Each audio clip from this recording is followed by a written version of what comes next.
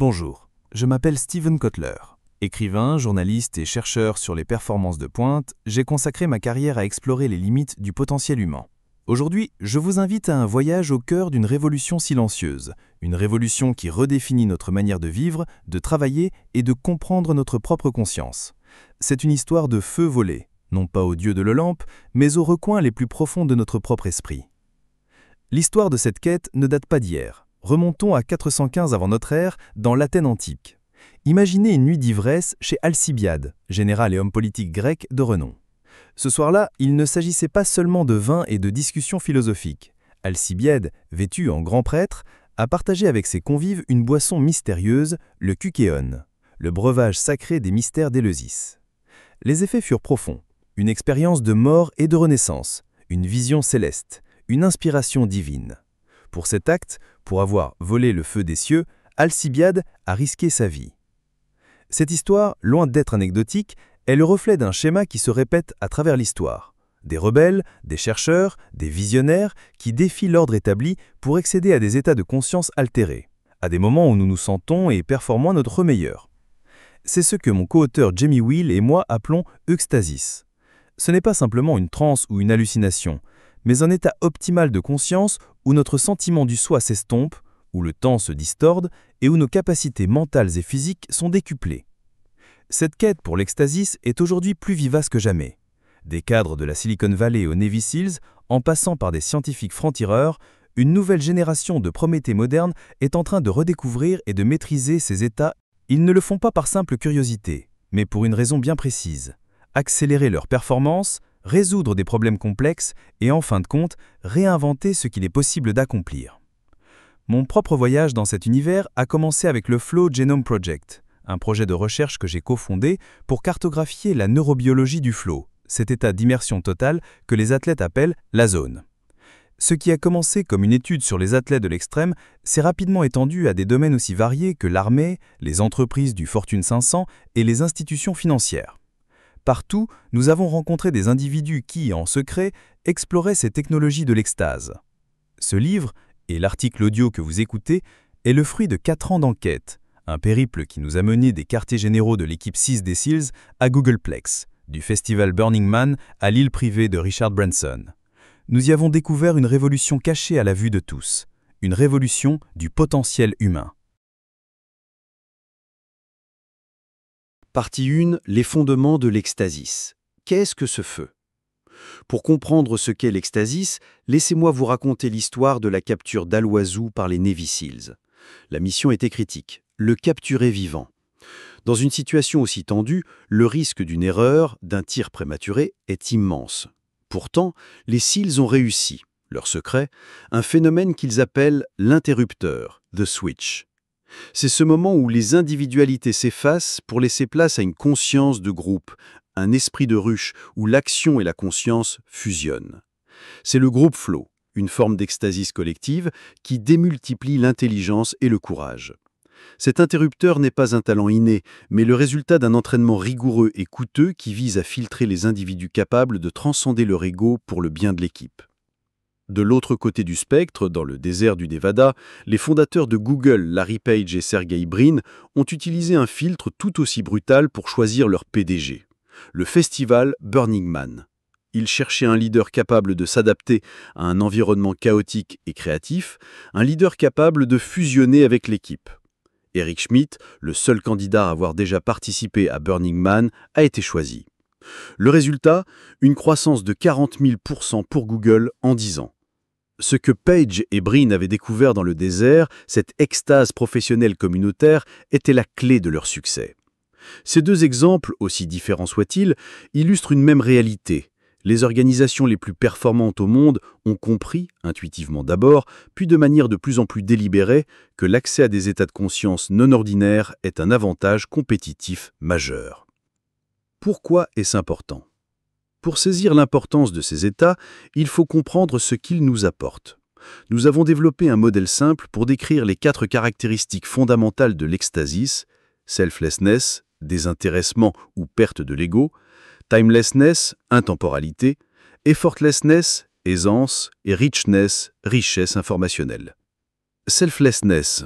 C'est la disparition de notre critique intérieure, cette petite voix qui nous juge et nous limite constamment. En désactivant temporairement certaines parties du cortex préfrontal, l'extasis nous libère de l'emprise de l'ego, nous offrant un sentiment de paix et une plus grande confiance en nous. Timelessness. Dans notre monde moderne, nous sommes constamment pressés par le temps. L'extasis nous plonge dans un présent éternel où le passé et le futur s'effacent. Cette immersion dans le maintenant nous permet de traiter plus d'informations par seconde et d'accéder à des données plus fiables pour prendre des décisions. Effortlessness. Nous sommes souvent en manque de motivation. L'extasis, en inondant notre cerveau de neurochimiques du plaisir, comme la dopamine et les endorphines, transforme l'effort en une expérience intrinsèquement gratifiante. C'est ce qui pousse les athlètes à risquer leur vie et les mystiques à renoncer au confort matériel. Richness, c'est l'accès à une quantité d'informations bien plus grande que ce que notre conscience ordinaire peut traiter. En supprimant les filtres habituels de notre perception, l'extasis nous permet de faire des liens inattendus, de voir des schémas cachés et d'accéder à des niveaux de créativité et d'intuition bien plus élevés. C'est une véritable technologie de l'information pour notre esprit. Ces caractéristiques ne sont pas des simples sensations agréables. Elles ont des implications profondes pour notre capacité à résoudre ce que nous appelons les problèmes méchants, ces défis complexes et interconnectés qui défient les solutions linéaires. Des études ont montré que l'accès à l'extasis peut augmenter la créativité de 200%, l'apprentissage de 490% et la productivité de 500%. Ces chiffres ne sont pas des anomalies, mais le résultat de décennies de recherche qui convergent vers une même conclusion: l'extasis est peut-être la solution méchante que nous cherchions. Partie 2. Les 4 forces de l'extasis. La révolution de l'extasis n'est pas le fruit du hasard. Elle est portée par 4 forces convergentes qui nous donnent un accès sans précédent à ces états de conscience: la psychologie, la neurobiologie, la pharmacologie et la technologie. La psychologie. La psychologie a ouvert la voie en élargissant notre compréhension de nous-mêmes. Le mouvement du potentiel humain, né dans les années 60 à l'Institut Esalen, a été le premier à suggérer que nous pouvions délibérément cultiver des états de conscience pour notre croissance personnelle.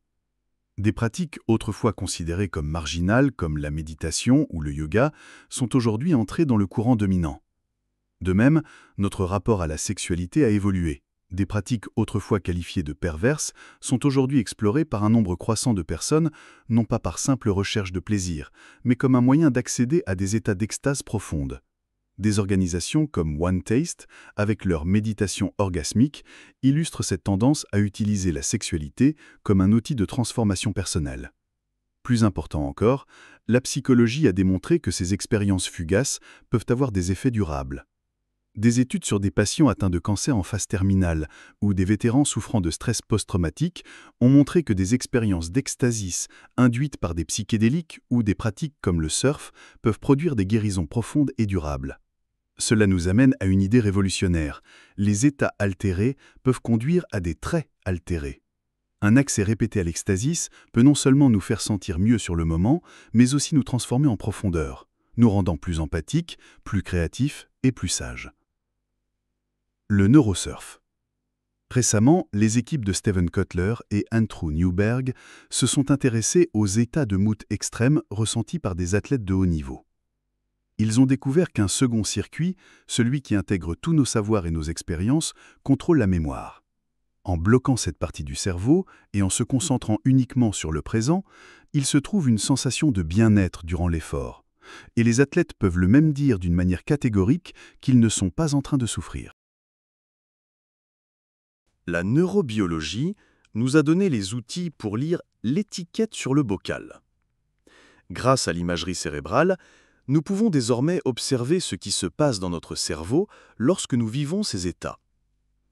Nous avons découvert que l'extase n'est pas un phénomène mystérieux, mais le résultat de mécanismes neurobiologiques précis, des changements dans les ondes cérébrales, la libération de neurochimiques spécifiques et l'activation ou la désactivation de certaines ondes du cerveau. Cette compréhension nous a permis de développer de nouvelles approches. La notion de cognition incarnée nous a appris que notre corps peut influencer notre esprit. Une simple posture de pouvoir peut modifier notre taux d'hormones et notre confiance en nous. Des thérapies basées sur l'intelligence artificielle, comme Ellie, peuvent analyser nos signaux non-verbaux pour détecter des états émotionnels que nous cherchons à cacher. Nous pouvons même utiliser des données biométriques pour prédire les performances futures d'une équipe ou l'émergence d'un leader. Enfin, la neurothéologie, un domaine de recherche qui étudie les bases neurales des expériences spirituelles, a commencé à démystifier des phénomènes comme l'expérience de l'unité ou la vision de son double. Nous pouvons désormais reproduire certains de ces effets en laboratoire sans passer par des années de pratique spirituelle. La pharmacologie. La quête d'états de conscience altérés n'est pas propre à l'homme. Les animaux, des dauphins aux éléphants, recherchent activement des substances psychoactives. Cette quatrième pulsion, aussi puissante que la faim, la soif ou le désir sexuel, suggère que l'intoxication joue un rôle évolutif important en favorisant la déstructuration des schémas de pensée et en encourageant la pensée latérale. L'homme, bien sûr, a porté cette quête à un tout autre niveau, et personne n'a contribué plus à l'arsenal pharmacologique de l'ecstasis que le chimiste Alexander Sacha Shulgin. En synthétisant et en testant sur lui-même plus de 200 composés psychédéliques, il a créé un véritable livre de recettes pour l'exploration de la conscience.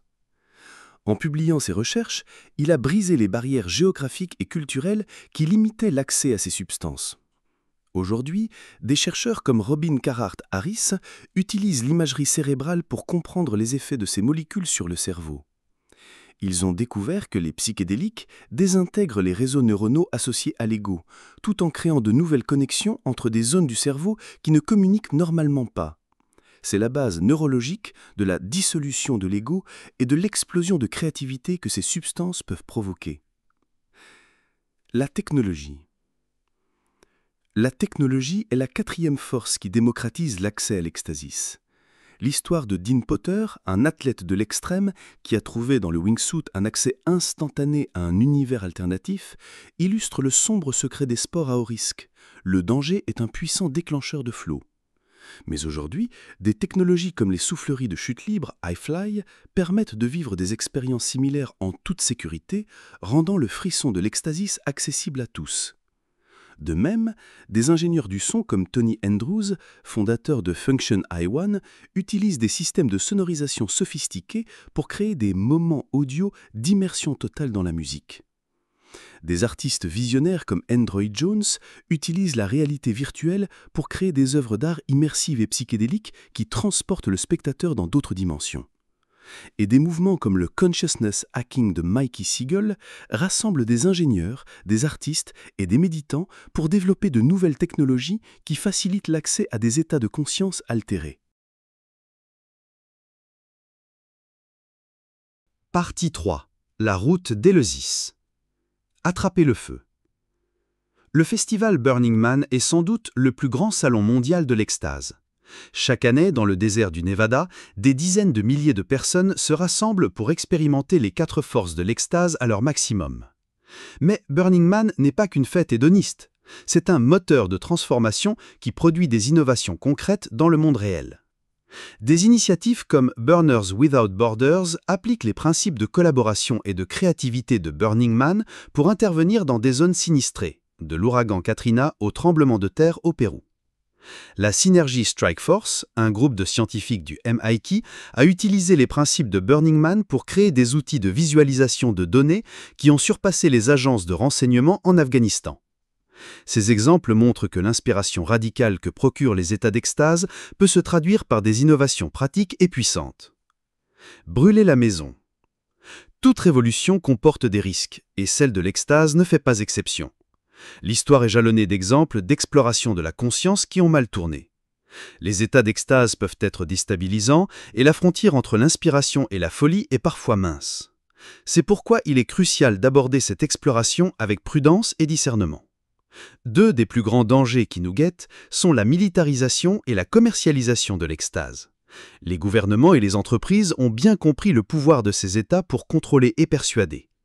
Des programmes comme MKUltra de la CIA, qui visaient à utiliser le LSD comme une arme de contrôle mental, ou campagnes de marketing qui exploitent nos désirs les plus profonds pour nous vendre des produits. Les tentatives de coopter l'extase sont nombreuses et insidieuses. Face à cette guerre asymétrique, la meilleure défense est l'open sourcing. En partageant librement les connaissances et les outils pour accéder à ces états, nous créons un contrepoids à la coercition privée et publique. C'est la voie qu'ont choisie de nombreux pionniers de cette révolution, de Sasha Schuldin à Mikey Siegel. L'ingénierie hédonique. Si nous voulons explorer l'extasis de manière sûre et efficace, nous devons devenir des ingénieurs hédoniques, des architectes de notre propre état de conscience. Cela implique de comprendre les risques associés à chaque caractéristique du ster et de développer des stratégies pour les atténuer. Cela implique également de créer un calendrier hédonique, un plan délibéré pour intégrer des expériences d'extasis dans notre vie. Il ne s'agit pas de rechercher le plaisir pour le plaisir, mais de choisir les activités qui nous nourrissent le plus profondément et nous aident à grandir.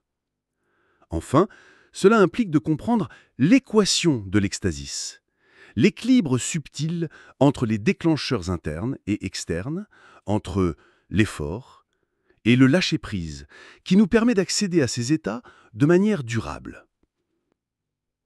Conclusion.